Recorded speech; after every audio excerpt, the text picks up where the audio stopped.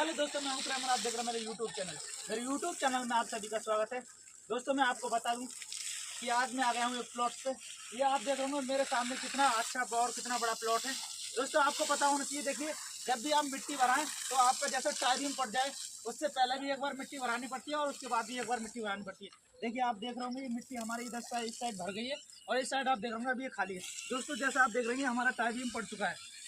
देखिए जैसा आपका टाइमिंग पड़ जाए उसके बाद आपको मिट्टी भरा लेनी चाहिए, क्योंकि ये मिट्टी क्या है, जैसा आप इसमें पानी छोड़ेंगे ये मिट्टी पानी के साथ साथ नीचे बैठेगी और नीचे बैठेगी तो आपकी जो नीचे जो खुला जमीन है जो आपकी जेसीबी से खुदाई हुई थी वो प्रॉपर तरीके से मिट्टी के जरिए भर जाएगी। देखिए आप जब भी टाइमिंग डलाएं तो डलने के बाद आप एक बात का विशेष ध्यान रखें कि आप अपने प्लॉट को प्रॉपर तरीके से रंगत करा लें। आप देख रहे होंगे कितनी अच्छी तरीके से खूबसूरत तरीके से रंगत की है, जिससे हमें हर कमरे का, हर वॉशरूम का, हर लोबी का और जीने का जो भी हमारा एरिया होगा सब हमें पता पड़ जाएगा। और आपका जो भी देखिए आपको ये दिखाई दे रहा होगा सामने जो कॉलम आप देख रहे होंगे, देखिए ये वाला जो कॉलम आप देख रहे हैं, देखिए हमें रंगत करने के बाद इस कॉलम का जो बेस है उसके अच्छी तरीके से पता पड़ जाएगा कि हमारा कॉलम कहीं आउट तो नहीं हुआ है, कहीं डाई लगाने की ज़रूरत तो नहीं है। हम जो इसको भरेंगे वो हमारा सही बेस में खड़ा होगा नहीं होगा, इस बात की सारी रंगत होने के बाद आपको जानकारी मिल जाएगी। और देखिए जब आपकी अच्छी तरीके से रंगत हो जाए तो एक बात को विशेष करके ध्यान रखें, आपको रेगुलर भैया की तरह तराई करना। देखिए आप सामने देख रहे होंगे इनकी तरह रेगुलर तराई करनी है, तभी हमारे जो प्लंथ बीम है जो हमारी ईंटों का भी जुड़ा हुआ है वो अच्छी तरीके से हो पाएगा। और आप देख रहे होंगे इस प्लॉट में जितने भी कॉलम है ज़्यादा से ज़्यादा इसमें 2 फुट के कॉलम दिए गए हैं। एक बार भैया से पूछ लेते हैं, भैया ये कॉलम 2 फुट में भरे जाएंगे ना? और 2 फुट देखिए ये कॉलम जो है वो 2 फुट में भर जाएंगे। आल्टर के जितने भी कॉलम आप आगे के देख रहे होंगे, बाहर की ब्रिक वॉल के जितने भी कॉलम है वो 2 फुट में भरे जाएंगे। और पीछे के जो कॉलम है वो मेरे ख्याल से छोटे साइज के, एक बार देख लेते हैं इनका क्या साइज है। देखिए ये 9/12 का कॉलम है और 9/12 के कॉलम पीछे की साइड में जितने भी कॉलम लिए गए हैं 9/12 के, ये 4 कॉलम लिए गए हैं। आगे के जितने भी कॉलम है वो 2 फुट की कॉलम है। तो दोस्तों आप एक चीज़ और देखें कि हमारी जो चुनाई की गई है, जो प्लिंथ बीम डाला गया है वो दूसरे प्लॉट से कितना ऊंचा डाला गया, क्योंकि जो आप प्लॉट देख रहे होंगे नीचे, आप रोड देखिए सामने, वो हमारा रोड है, मेन रोड है। वहाँ से हमारा प्लॉट्स की जो एरिया है पहले से ही काफ़ी गहरा है। उसके बाद हमने इसकी बुनियाद भी और उतारी है। कम से कम ये हमारा 8 फुट 8.5 फुट प्लॉट्स हमारा ज़मीन में जा चुका है। ये हम आज क्या कुर्सी के लेवल हमारा टाइमिंग पड़ गया है और यहाँ हमारे प्रॉपर तरीके से रंगत हो गई है। जितना हमारे प्लॉट्स का एरिया है वो हमारा सारा ले लिया गया है। और देखिए अब यहाँ से हमारा काम जो होगा स्टार्ट होगा, जो कॉलम भरे जाएंगे, जो हमारी ब्रिक वॉल होंगी दोस्तों, वो हमारी 4 दीवार जो खड़ी होंगी वो हमारी अब लेंटर वाली खड़ी होंगी। अब तक तो जितनी भी दीवार हुई हैं वो अंदर या बाहर की जो भी दीवार हुई हैं वो हमारी प्लंथ बीम की कुर्सी की हुई हैं। और मैं एक बात बता दूं, जब भी आप अपना प्लॉट्स बनाएं तो इस बात का विशेष ध्यान रखें कि आप अंदर कोई दीवार कराएं ना कराएं। अगर आप कॉलम अच्छे खासे अपने प्लॉट्स के अंदर ले रहे हैं तो आपको बाहर की 9 इंची की दीवार करानी चाहिए। अंदर आप दीवार नहीं लेंगे तो कोई दिक्कत नहीं है। देखिए इसमें जो इतने एरिया है जो अंदर आप देख रहे होंगे, आप अंदर देखिए जितनी भी जो अंदर की एरिया है, जितना भी हमारा प्लंथ बीम पड़ा है, इस प्लंथ बीम के नीचे आपको केवल ईंट का एक ही रद्दा दिखाई देगा और उसके नीचे कोई दीवार नहीं है। देखिए मैं आपको दिखाने की कोशिश करता हूँ, इसके नीचे आपको एक ही रद्दा दिखाई देगा, उसके नीचे सिर्फ मिट्टी का भराव किया हमने। देखिए ये वाला ही रद्दा सिर्फ इसके नीचे है और इसके नीचे देखिए आपको मिट्टी दिखाई देगी। दोस्तों हम नीचे से जो बुनियाद उठा के लाए हैं वो 7 से 8 फुट हमारी हो चुकी है।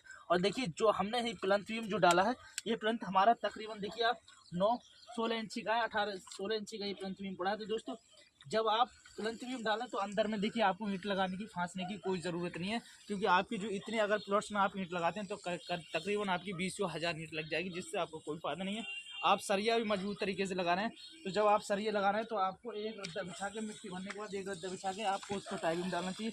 और एक चीज़ मैं आपको देखो और बता देता हूँ, जब भी आप अपने घर में वर्क करते हैं तो देखिए इस बात का विशेष ध्यान रखिए, ये जो सरियाँ आप देख रहे होंगे ये किस लिए छोड़ी गई हैं दोस्तों। यहाँ से हमारा जीना स्टार्ट होगा, क्योंकि जब जीना स्टार्ट होगा तो जीने की जो यहाँ पर जो बेस बनेगा, और बेस बनेगा तो इसमें सरियाँ डाल करके और इसमें रोड़ी का मसाला डाल दिया जाएगा, ताकि हमारा जो जीना है वो कल के लिए बैठे ना।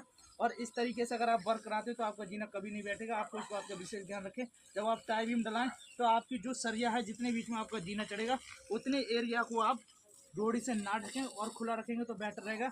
हालांकि इसके ऊपर भी चढ़ जाता है, लेकिन अगर आपकी प्लॉट की ज़्यादा खुदाई हो रखी है, ज़्यादा मिट्टी निकाल रखी है, तो आपको इस तरीके से छोड़ देना चाहिए, ताकि आपकी सरिया इसमें जो जीने की सरिया होंगी इसमें जाएंगे और बंधने के बाद आपका जीना जो है वो बहुत ही अच्छी तरीके से कंप्लीट हो जाएगा। तो देखिए आपको एक चीज़ को और ध्यान है कि जितने भी डक्ट होते हैं, कुछ आर्किटेक्ट ऐसा करते हैं कि डक्ट को हम आसपास से बीच में दे देते हैं, तो आपको ये विशेष ध्यान रहे कि जब भी आपके डक्ट के जो पाइप हों वो जीने के पास हों। आप देख रहे होंगे ये हमारे डक्ट हैं, जितने भी पानी के छत के पाइप होंगे सब यहाँ के उतरेंगे और यहाँ से डायरेक्ट आप देख रहे होंगे सीवर लाइन वहाँ पर है हमारे, यहाँ से सीधा निकाल करके पाइप प्लम्बर जो है डायरेक्ट उसमें डाल देगा। तो दोस्तों एक बात का विशेष और ध्यान है, देखिए जब भी आप कॉलम बनवाएं तो अगर आपका 2 फुट का कॉलम है तो आपको कम से कम 8 से 10 सरिया आपकी कॉलम में होनी चाहिए।